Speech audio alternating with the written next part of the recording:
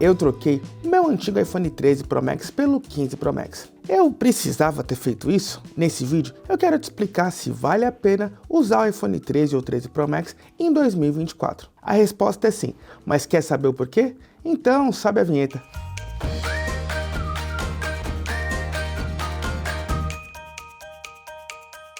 Tá, eu sei que esse é um dilema de quem tem realmente dinheiro para gastar, porque o iPhone 15 Pro Max dessa geração é o celular mais caro da sua categoria, assim como o 13 Pro Max era 2 anos atrás. Mas comprar um top de linha antigo, especialmente da Apple, pode ser uma boa, e eu quero te explicar em que situações isso vale. E hoje, um dos aparelhos mais buscados na internet é o iPhone 13 comum. Mas tá, o que esses aparelhos têm para oferecer agora em 2024? O iPhone 13 Pro Max é um aparelho grandalhão, daqueles que sobra na calça jeans e que pode ser incômodo de usar. Ele é 1 milímetro na largura e na altura maior que o iPhone 15 Pro Max dessa geração. Mas a grande diferença está no peso. Isso porque o iPhone 13 Pro Max pesa 240 gramas, enquanto o iPhone 15 Pro Max pesa 221 gramas. E o peso pode ser um fator de desconforto para usar ele ao longo do dia todo, na mão, pode ficar desconfortável. Então, antes de comprar, o peso é uma questão que vale considerar. E no caso, o iPhone 13 comum é um pouco mais leve e pesa apenas 174 gramas. Então ele fica mais confortável na mão, no bolso, e você não se cansa tanto de usar. Na tela, os dois aparelhos têm configurações de respeito até hoje. É uma tela Super Retina XDR com 120 Hz de taxa de atualização, suporte HDR10, Dolby Vision e pico de 1200 nits. Traduzindo essas palavras todas, é uma tela de respeito. Ela vai te entregar ótimo contraste, pretos reais e ainda nível de brilho para usar dentro e fora de casa com muito conforto. Mas tá, o pico de brilho poderia ser um pouquinho melhor. Tanto que nessa geração, a Apple corrigiu esse problema e colocou um pico de brilho de 2000 nits nessa geração. E tudo que eu disse sobre o iPhone 13 Pro Max vale para o iPhone 13 comum, exceto pelo tamanho da tela, que no modelo maior tem 6.7 polegadas e no menor tem 6.1 polegadas. Os dois modelos contam com proteção Ceramic Shield, mas apesar dessa garantia, eu recomendo colocar uma película no ato da compra do iPhone, porque é muito simples dar um pequeno risquinho ou alguma marca que vai ficar para sempre e incomodar a sua experiência. Ainda na tela, o iPhone 13 Pro Max ganhou o Always On Display com a atualização de software. E é aquele recurso que, apesar de não ter antes, depois que ele chegou, eu comecei a me perguntar como é que ele não existia até então. Porque enxergar horas e ter até alguns widgets na tela inicial com ele desligado faz bastante diferença. Ainda na construção, tanto o iPhone 13 quanto o 13 Pro Max contam com bordas de aço inox, e o titânio só foi chegar na geração 15. Aliás, falando em diferença, a única grande mudança visual de uma geração para outra, ou no caso de duas gerações, é que o iPhone 15 Pro Max conta com a Dynamic Island, coisa que não tem no iPhone 13. Ela pode ser mais útil do que ela é hoje, ainda tem espaço para os desenvolvedores criarem aplicações e soluções que usem melhor esse entalhe, mas já dá para perceber uma diferença do que existia no começo para agora. Por exemplo, dá para ver quando um story em vídeo está carregando, ou ter acesso à sua música no Spotify, ou uma aplicação que eu gostei bastante, é num aplicativo de companhia aérea aqui dos Estados Unidos, que me mostrava qual a poltrona que eu estava e quanto tempo faltava para o voo direto na ilha dinâmica. Os iPhones da linha 13, tanto o comum quanto o Pro Max, contam com o entalhe tradicional, aquele em formato de U, mas na boa, dá para viver muito bem sem a ilha dinâmica. Eu mesmo usei e tá super tranquilo. Eu acho que a Dynamic Island, ela representa mais ou menos uns 5% da experiência total de uso do iPhone. Então não é algo que vai atrapalhar seu dia a dia e nem vai ser um motivo para comprar ou não um aparelho. Agora, a bateria foi o ponto que eu mais gostei no antigo iPhone. Ela tem 4.352 mAh, mas essa numeralha talvez não traduza na realidade a autonomia que ela oferece para uso no dia a dia. Sério, o único momento que eu sentia uma descarga um pouco mais rápida do aparelho é quando eu gravava muito conteúdo em 4K. De resto, eu podia usar aplicações do dia a dia, jogos mais pesados ou coisa do tipo, que demorava para eu ficar com menos de 30%. Então ele aguentava o dia todo numa boa. Tudo bem, ele não era o meu celular principal, mas eu usava diariamente e com bastante constância. Tanto que eu vendi o meu iPhone 13 Pro Max e ele ainda tinha 100% da capacidade da bateria. O carregamento dele ainda é feito em 20 watts e eu acho que esse é um ponto que a Apple podia fazer um upgrade. Outras marcas de Android já estão trabalhando com cargas altas, mas a Apple se mantém em 20 watts. Mas você tem a possibilidade de carregar tanto usando o MagSafe quanto por cabo USB. Eu ainda preciso fazer mais carregamento com o iPhone no MagSafe para saber se a diferença de tempo de uma geração para essa já está muito melhor.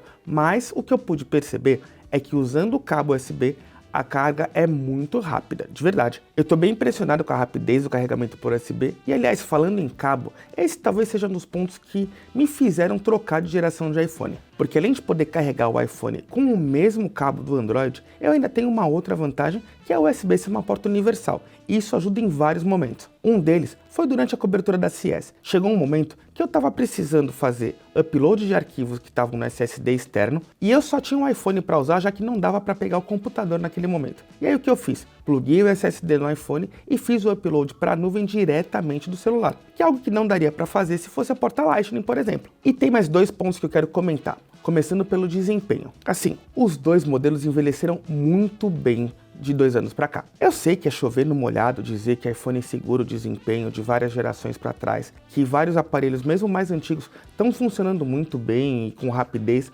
mas esse é um ponto que vale destacar. Os iPhones 13 e 13 Pro Max continuam com um ótimo desempenho ainda em 2024. Toda a experiência de uso é muito fluida, tanto em jogos quanto em edição de vídeo, qualquer coisa que eu precisei fazer. Acho que eu tive um único problema com o iPhone, com o meu 13 Pro Max antigo, que foi um dia que deu um travamento que eu não conseguia nem acessar, ficou tudo super lento, e a única forma de resolver foi dando um reset no aparelho, e aí ele voltou. Eu fiquei até com medo de ter que fazer o hard reset e voltar para as configurações originais, mas desligando ele, na hora que voltou deu tudo certo. E tem duas pequenas diferenças do iPhone 13 para o iPhone 13 Pro Max. A primeira é que o modelo maior tem um chipset um pouquinho melhor, com construção, um overclock ali quando a gente compara com o 13 normal.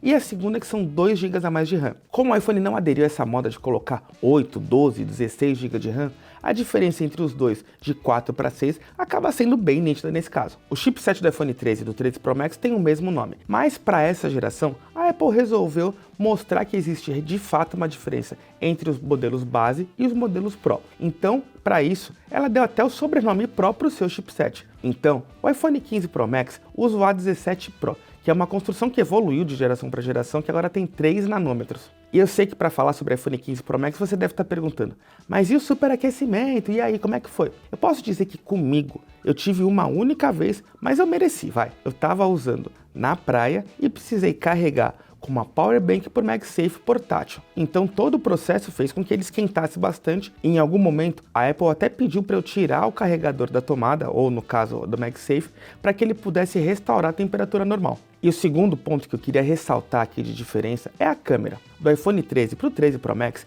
tem uma grande diferença, que é a lente telefoto, que aliás é uma das que eu mais gosto de usar nos iPhones, especialmente para cobertura de evento. Sabe por quê? Porque nem sempre você vai estar tão perto do assunto que você quer fotografar ou filmar. E aí, usando essa câmera, você consegue diminuir a distância e ele te entrega um resultado super competente. Eu acho que uma das coisas que eu mais usei realmente no iPhone foi a câmera de 3 vezes de zoom. Quando você está longe do assunto, ela faz um belo trabalho e mesmo em vídeo consegue ser super estável. Então você consegue filmar com essa grande aproximação sem ter tremedeira ou nada do tipo. Mas aí no iPhone 15 Pro Max, a Apple mudou o seu sensor.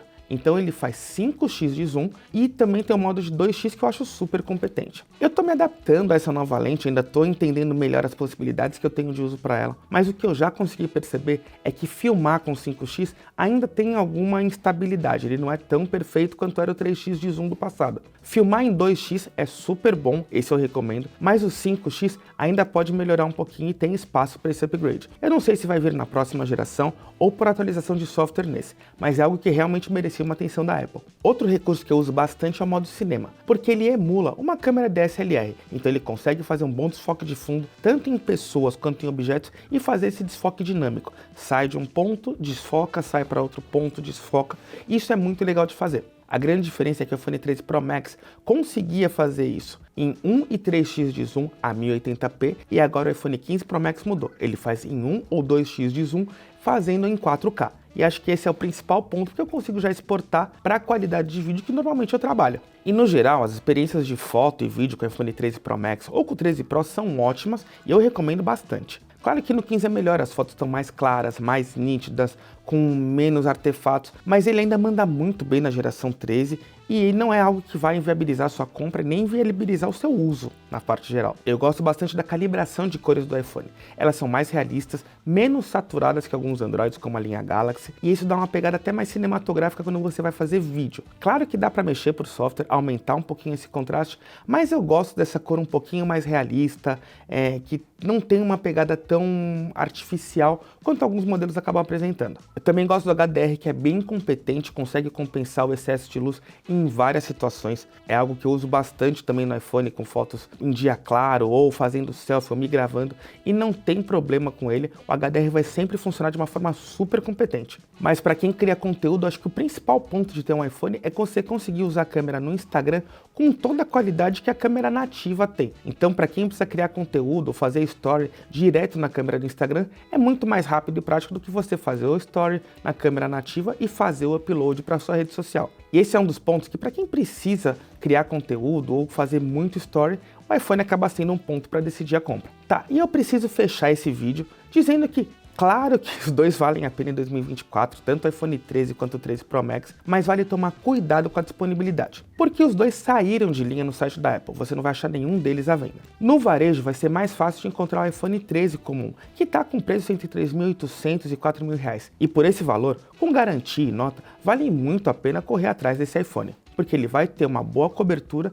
e ainda é um ótimo aparelho mesmo em 2024. O iPhone 13 Pro Max está bem mais caro no varejo e com menor disponibilidade. Para achar preços melhores por ele, só comprando usado, seja de particular ou em plataformas como Trocafone, que são especializadas em usados. Eu já fiz um vídeo aqui explicando todos os cuidados que você tem que tomar na hora de comprar um celular usado, e vale dar uma olhada nesse vídeo antes de decidir pela sua compra, se for o caso do 13 Pro Max. Mas se você acha ele com bateria acima de 90 ou 95%, é um aparelho que vale a pena dar uma olhada, porque ele ainda tem um ótimo desempenho mesmo 2 anos depois. Mas e você? Concorda comigo? O iPhone 13 ou 13 Pro Max valem a pena em 2024? Me conta aqui nos comentários. Aproveita para deixar o like se você gostou do vídeo. Não esquece de se inscrever e compartilhar esse conteúdo com aquele amigo ou amiga que está procurando um iPhone de 2 gerações para trás, fechou? Da minha parte eu fico por aqui e espero vocês nos próximos vídeos. Um grande abraço, meus queridos!